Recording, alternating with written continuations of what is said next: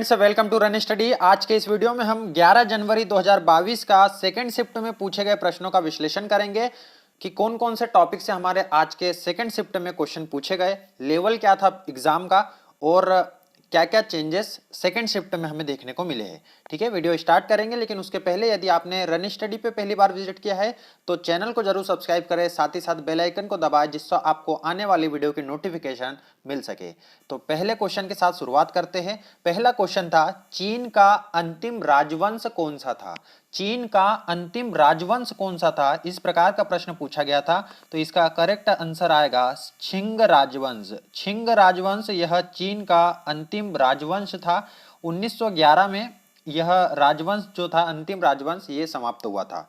ठीक है, इसके बाद सेकंड क्वेश्चन था कि मध्य प्रदेश का आंवला जिला कौन सा था? मध्य प्रदेश का आंवला जिला कौन सा है?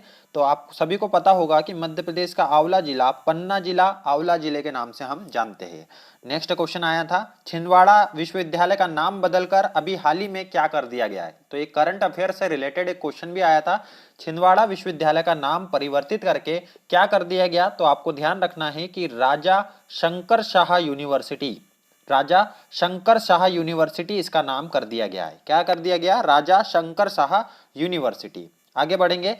नेक्स्ट क्वेश्चन आया था कि उदयगिरी की गुफाएं कहां पर स्थित है? उदयगिरी की गुफाएं, इसका आंसर भी आपको पता होगा कि उदयगिरी की गुफाएं विदिशा में स्थित है। और यहां पर कुल कितनी गुफाएं हैं? तो 20 गुफाएं यहां पर स्थित है और हिंदू धर्म से संबंधित गुफाएं यहां पर। ठीक है, हिंदू धर्म से संबंधित 20 गुफाएं यहां पर स्थित है। नेक्स्ट क्वेश्चन था, मध्य प्रदेश में आईएसओ प्रमाणित राष्ट्रीय उद्यान कौन सा है?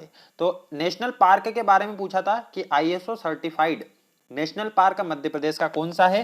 तो वन विहार जो है वह आईएसओ सर्टिफाइड नेशनल पार्क है, जो कि कहां पर स्थित है? भोपाल में स्थित है। भोपाल का नेशनल पार्क। तो नेशनल पार्क से मतलब क्वेश्चन पूछा गया है, तो अब आपको सबसे बड़ा नेशनल पार्क, सबसे छोटा नेशनल पार्क और नेशनल पार्क के बारे में सारी जानकारी होनी चाहिए। ठीक है, नेक्स्ट क्वेश्चन आया था, नीलकंठ महल कहां पर स्थित है? नीलकंठ महल कहां पर स्थित है? तो नीलकंठ महल यह मांडू में स्थित है। तो मांडू से लगातार क्वेश्चन आपके एग्जाम में पूछे जा रहे हैं, तो मांडू के बारे में आपको ध्यान से पढ़ लेना है, याद कर लेना है। ठीक है ना, आगे बढ़ेंगे यदि हम, तो पूछा गया था टी थंगवेलु का संबंध किस खेल से है? टी थंगवेलु का संबंध पूछा गया था कि किस खेल से टी थंगवेलु संबंधित है? तो यह पेरा ओलंपिक का एक प्रकार से क्वेश्चन हुआ है। पेरा ओलंपिक में इन्होंने पदक जीता है। तो पेरा ओलंपिक से संबंधित ये क्वेश्चन है। इनका संबंध हाई जंप से है। कहां से है? हाई जंप से टी थंगवेलु का संबंध है। तो मतलब खेल से हर शिफ्ट में लगभग क्वेश्चन देखे गए हैं।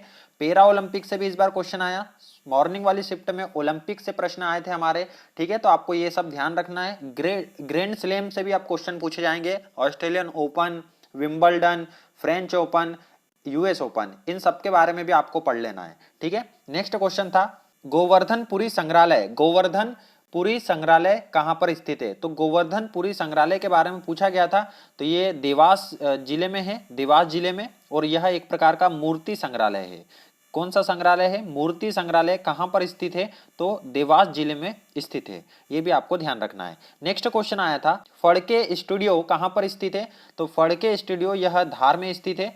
फेमस क्वेश्चन है ये, बहुत बार एग्जामों में व्यापम की पूछा गया है। रघुनाथ फड़के ने इसकी स्थापना की थी और यह 1932 में इसकी स्थापना की गई थी। चित्रकारी से संबंधित यह स्टूडियो है। ठीक है, आगे यदि बढ़ेंगे तो नीला ग्रह के बारे में पूछा गया था। नीला ग्रह कौन सा है? तो नीला ग्रह जो है हमारा, यह पृथ्वी है। नीला ग्रह पृथ्वी को कहा जाता है। साथ ही साथ एक और ग्रह यदि आपको ध्यान रखने को कहा जाए तो वरुण ग्रह के बारे में भी आपको ध्यान रखना है कि वरुण, नेपच्यून को भी नीला ग्रह कहा जाता है। ठीक है, कौन सा सही नहीं है, इस टाइप के क्वेश्चन आपके एग्जाम में देखे जा रहे हैं। कौन सा सही नहीं है, तो 4 ऑप्शन दिए रहेंगे, उसमें से बताना रहता है आपको कि कौन सा निम्न में से कौन सा सही नहीं है। अब इस टाइप के क्वेश्चनों की समस्या यह है कि आपको चारों के बारे में पता होना चाहिए। ठीक है ना, चारों के बारे में मतलब नॉलेजेबल टाइप के जो क्वेश्चन इस प्रकार के आते हैं कि कौन सा सही नहीं है, उसमें आपको 3 जो सही है उनके बारे में जानकारी होनी चाहिए और जो एक नहीं है उसके बारे में भी जानकारी होनी चाहिए। ठीक है, तो इस प्रकार के क्वेश्चन इसमें पूछे जा रहे हैं, इसीलिए शायद जो एग्जाम में जो मार्क्स आ रहे हैं वो लगभग आप देखेंगे तो सभी के मार्क्स लगभग 45 से 60 के अराउंड रह रहे हैं। ठीक है, हाईएस्ट वाले, इससे ज्यादा वाले आपको कम ही लोग देखने को मिल रहे हैं। ठीक है ना, आगे बढ़ेंगे। यदि साइंस की बात करें तो चेचक का वायरस के बारे में पूछा गया था। रोग से हर शिफ्ट में लगभग क्वेश्चन पूछा गया है। तो इसका वेरिओला जो वायरस है वह चेचक का वायरस है, ये आपको ध्यान रखना है। रोग से रिलेटेड भी आपको पूरी पढ़ाई कर लेनी है कि रोग से कौन कौन से क्वेश्चन हमारे बन सकते हैं। मैंने आपको पहली शिफ्ट में और हर शिफ्ट में जब भी रोग का क्वेश्चन आया मैं बता रहा हूं आपको कि जो क्वेश्चन पूछे जा रहे हैं वो वायरस का नाम, बैक्टीरिया का नाम, इन सब के नाम पूछे जा रहे हैं, तो उनको आपको करना है। अगला क्वेश्चन साइंस से रिलेटेड था, वायरस की खोज किसने की? तो इवानोवस्की ने वायरस की खोज की थी। ये भी आपको क्वेश्चन आया था आज के पेपर में। नेक्स्ट क्वेश्चन एड्रिनल ग्रंथि से संबंधित कुछ क्वेश्चन आया था। आगे यदि बढ़ेंगे तो सहजीवी का उदाहरण पूछा गया था कि सहजीवी का कौन सा उदाहरण है? तो लाइकेन जो होता है वो सहजीवी का उदाहरण होता है। शैवाल और कवक के बीच की कड़ी होता है लाइकेन, तो सहजीवी का उदाहरण लाइकेन हो जाएगा। कीटभक्षी पौधे के बारे में पूछा गया था, कीटभक्षी पौधा तो यूटिकुलेरिया यह एक कीटभक्षी पौधा होता है। साथ ही साथ आपको अन्य कीटभक्षी पौधों के नाम भी याद रखना है। ये एक हो गया यूटिकुलेरिया। सेकंड नंबर पे आपको याद रखना है सेरोसेनिया, मेरे साथ में बोलना है आपको, सेरोसेनिया। थर्ड नंबर पे यदि देखें तो डायोनिया, ये सब कीटभक्षी पौधे के एग्जाम्पल है। यदि आगे बात करें तो ड्रोसेरा यह भी कीटभक्षी का एग्जाम्पल है। और फिफ्थ की बात करें यदि तो पीचर प्लांट भी किसका एग्जाम्पल है? कीटभक्षी पौधे का एग्जाम्पल है। 5 है यहाँ पर कीटभक्षी पौधे, यूटिकुलेरिया, सेरोसेनिया, डायोनिया, ड्रोसेरा, पीचर प्लांट। ठीक है, ये भी आपको ध्यान रखना है, आगे कुछ भी दूसरे एग्जाम्पल के तौर पे पूछा जा सकता है। आगे यदि बढ़ेंगे तो रीजनिंग के बारे में देखेंगे। रीजनिंग में वही इनइक्वालिटी से क्वेश्चन पूछे जा रहे हैं। देखो, हर बार जब भी पुलिस का एग्जाम होता है ना तो व्यापम कुछ ना कुछ नया जरूर उसमें डालता है। तो इस बार क्या उसने करा है? असमानता, इनइक्वालिटी के क्वेश्चन इसमें पूछे गए हैं। ठीक है, और इनइक्वालिटी के जो क्वेश्चन पूछे जा रहे हैं वो लगभग 2 से 3 क्वेश्चन इसमें पूछे गए थे आज के एग्जाम में। कथन एवं निष्कर्ष से भी 2 से 3 क्वेश्चन पूछे गए थे। पूर्व अवधारणा से भी क्वेश्चन पूछे जा रहे हैं, 2 के करीब क्वेश्चन पूर्व अवधारणा से पूछे गए थे। कोडिंग डिकोडिंग से भी क्वेश्चन थे और डायरेक्शन से क्वेश्चन थे हमारे आज के रीजनिंग वाले सेक्शन में।